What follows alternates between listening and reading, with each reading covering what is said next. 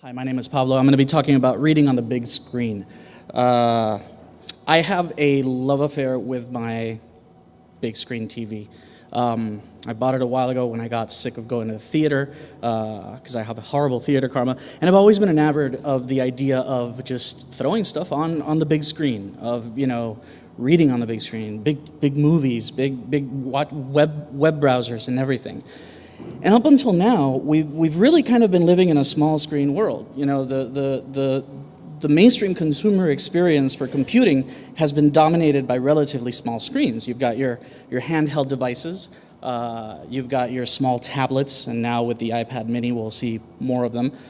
You've got your larger tablets like the iPad and the Zoom, and you've got your general consuming computing devices, which generally hover around 11 to 20 inches. I'm kind of lumping both laptops and desktops in there. And these devices, as anybody who sees like an Apple presentation or whatever, when they go into like the variations of Retina displays and whatnot, the distance that you hold them from your eyes matters. So handheld devices and smaller tablets are generally 6 to 12 inches, and larger tablets a little bit further, and then general computing devices are generally either on your lap or on a desk, so a little bit further away.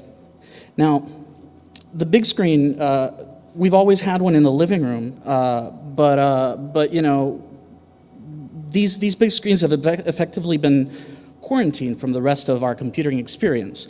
We haven't really been able to use them in the same way that we use all of the other screens that we're surrounded by. And that's mostly due to the bad user experience that we've been subjected to on the part of device manufacturers. This is real. This is like the way that you're supposed to use like a Comcast or a Cablevision or something remote control. It's crazy. It's ridiculous. It's getting better, and there have been developments which have allowed, the entry of the larger screen into mainstream computing experience. But on the one hand, you've got displays that are getting larger and they're sporting higher resolutions. And on the other hand, Apple and Google and Amazon and Roku and these types of companies are all getting into making hardware that kind of hooks up to, the big screen. Now, finally, the big screen is poised to become a part of the mainstream general computing ecosystem, and the use of HTML and CSS across these platforms will help us create, viewing and reading experiences that are tailor-made for this context. But the fact remains that this is a new context, and in many, many ways, it's radically different to the context in which we're used to operating, both as general-purpose designers and as designers of the reading experience in particular. So these big screens are very different. They're not portable. What some people are calling the immobile web as opposed to the mobile web. They're persistent. They're always there and often powered on. They're often in the background, just kind of running. My mom is actually great at this. She leaves the TV running all the time. It drives me nuts. And they're generally viewed from a distance greater than other screens, naturally, from a couch or from across the room, etc. They're also often a shared display. Everyone uses it, so they don't have an owner. You can't really kind of rely on having personalized information there. This is actually why slinging services such as AirPlay are such a killer feature. They effectively solve that problem, and they turn this anonymous screen that's on your wall into a personalized device. I'm a big fan of AirPlay. Now, these big screens are also different within each other. They vary very, very dramatically. The sizes vary, viewing distances vary, the hardware, their resolution, their physical size, the refresh rates, and the processing speed of the computing components that are in them is very, very unpredictable in both quality and capability. Now, over the course of doing some research, putting this together, kind of came across the fact that maybe it's not a revelation, but there's really two types of this big screen. Everybody likes to talk about the living room television set when they're talking about big screens, and that is in fact the most high visibility iteration of a big screen. But actually, there's two very different types of big screens, and each has their own particular physical characteristics and their own particular design needs. So, on the one hand, you've got the digital broadsheet, which is what I'm calling it, being a an erstwhile printmaker, I'm in love with these big sheets of paper that are finely printed and are just a pleasure to read. They're generally larger monitors, 22 to 30 inches. They're generally high resolution and getting higher. I think anybody who's paying attention, obviously can extrapolate a few years down the line when like our iMacs and our Thunderbolt displays or whatever are going to be, high resolution devices and effectively be called Retina displays by Apple. And they're yet generally used for general computing, and they're used, 18 to 24 inches away from the face, from the eyes. And then on the other hand, you have what I like to call the big board, and those of you who like Dr. Strangelove will know why. They're generally 30 to 60 inch TVs. They're used much further away from the viewer, and they're low to mid resolution. These are not high resolution devices. They don't have to be, because you're basically standing very, very far away from the screen. Now, I'm also including in this category projectors, which generally scale up even larger to, up to 100 inches or things like that, which are not being used very much now. You see them in high-end theaters or whatnot, high-end home theaters, but they will be in larger use in the coming years, I think. And we've also got, outdoor displays, your billboards, your kind of info displays that you see in public spaces, and these are honking huge. But they're super low resolution because they're being looked at from very far away. And they're primarily being used for media consumption, often as secondary devices or complementary devices to our smaller screened tablets or computers. And as I said earlier, they're being used for information display, and they're generally used, very far away from the eyes. Now, designing for the digital broadsheet, it basically boils down to this equation here. High resolution plus close viewing distance allows you to have a higher information density. So that allows for complex layouts, and it allows for you to present a lot of information to the user at one time. It allows for long-form text. While I do agree that reading on a desktop or a laptop is not optimal, I personally don't like it, but I also don't like reading on my phone. I like reading on my iPad. A lot of people do it anyway. If you look at various reading stats, you see that PDF is still a very popular format, and a lot of people are still reading off of their laptops and their desktops. So when designing for these contexts, you want to allow for long-form text. You want to allow a lot of white space, but you can generally pack more information in there. Now, designing for the big board is different. You've got a low resolution and you've got a larger viewing distance, so that gives you a need for a lower information density. You want simplified layouts, and you want to present the information to people via linear and possibly even segmented screen-based navigation. You want larger type, and you still want lots of white space because that's always nice. It lets everything breathe. Now, there are two big caveats when designing for the big board. First is resolution and consistency.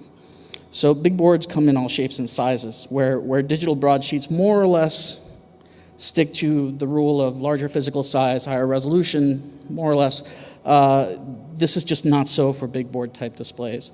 Given the varied ranges of resolution and size and the lack of correlation between the two, resolution is not a particularly accurate indicator of context. So when you're approaching these things from, say, a responsive design point of view, your breakpoints kind of become very arbitrary. The other big caveat is overscan, and I like to call it the return of the bleed. Being a print designer by trade back in the day, it's kind of a familiar territory for me. Many TV manufacturers place the parts of their display panels behind hardware bezels for various reasons, and they obscure part of the actual picture that's being output onto these panels. So you want to kind of overcompensate by having a safe area and trying to make sure that everything that you really want the user to see kind of fits in an area that's smaller than the target area. Now, use cases for the digital broadsheet. As I mentioned earlier, these large stationary displays aren't really the optimal place to read long-form text, but it's not entirely unpleasant, and many people do it. Now, again, if and when these types of displays become more portable, that could change. You know, the big promise in display technology that we've been hearing about, if you're paying attention to, like, you know, the research and development stuff, is, you know, these foldable, you know, higher resolution displays that are kind of magical looking, because you don't really expect you to be able to fold a piece of display, a piece of monitor, and stick it in your pocket. But, you know, that's technology that's being worked on. So, you know, we're not quite there yet where you'll see somebody on the subway kind of reading a large high-resolution display like they would read a broadsheet paper, but, you know, that's not entirely unfeasible in the next years to come. Now, for now, this higher information density allows for collecting and contextualizing lots of information surrounding long-form text. You can consider, you know, the digital broadsheet to be kind of the 10,000-foot view of your content. You can show off, you know, notes and multimedia, and place related files for download, store, or point to archival content, all as part of a layout that's presented to the reader, as opposed to hidden away behind links or other UI elements. So in that respect, you know, desktop displays that are, you know, larger really lend themselves to a holistic view of your publication. Now, the big board, you know, TV screens and whatnot, lends itself to very different use cases. For example, communal viewing, in this case, as you see here, you know, children's books or illustrated books or coffee table books. You know, these are books that are mainly visual and particularly suited for these communal reading experiences. You know, as I said, I like fooling around with this stuff, and I had my best friend over one Christmas, and she was with her daughter. I happened to, you know, sling up a children's book that I was working on onto my living room screen just to show her what I'd been working on, and she went nuts. She's like, "Oh my God, I would love to be able to read, you know, to my daughter this way, because she never sits still." And, you know, I can have her just squirming around or whatever, and she's not ripping up the paper and, you know, tossing the book or whatever. So, you know, children's books and art books and things of a visual nature that lend themselves to communal reading. Additionally, second screen content. You can put together complementary content that can, you know, go with the big screen reading experiences on smaller screen devices. Like, for example, you know, maybe a kid is reading a comic on the big screen and they're getting caught up on the character history or the continuity of the comic, you know, on their tablet or on their phone while they're reading the comic. Or, you know, the same thing with TV shows. You can have, you know, side histories or additional character profiles or things like that about the characters that they're looking at on their big screen.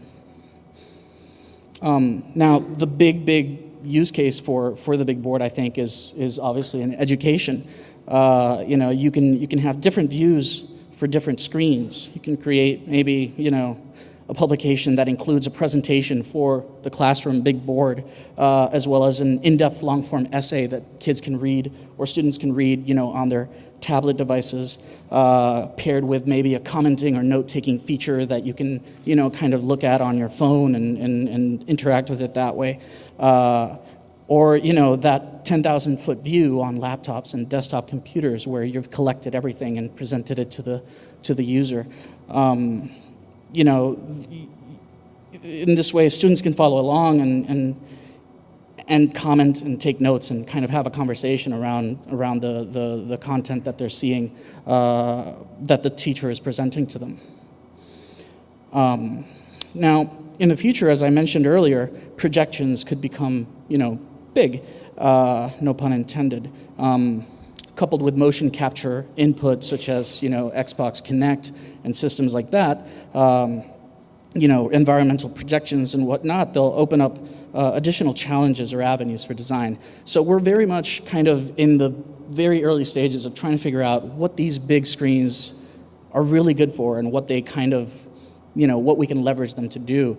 But I think that, you know, pairing them with smaller screen content and kind of taking advantage of the particular features of each of these different kinds of screens, you know, we can put together some really engaging and interesting experiences for our readers. And that's my presentation. It's very much a first step to kind of figuring out what these new interfaces are all about and how we can leverage them as publishers and as purveyors of reading material, if you will. And I've put up a bunch of sources here for further reading because there's a lot of thinking going on into this area, and it's all very interesting. Thank you.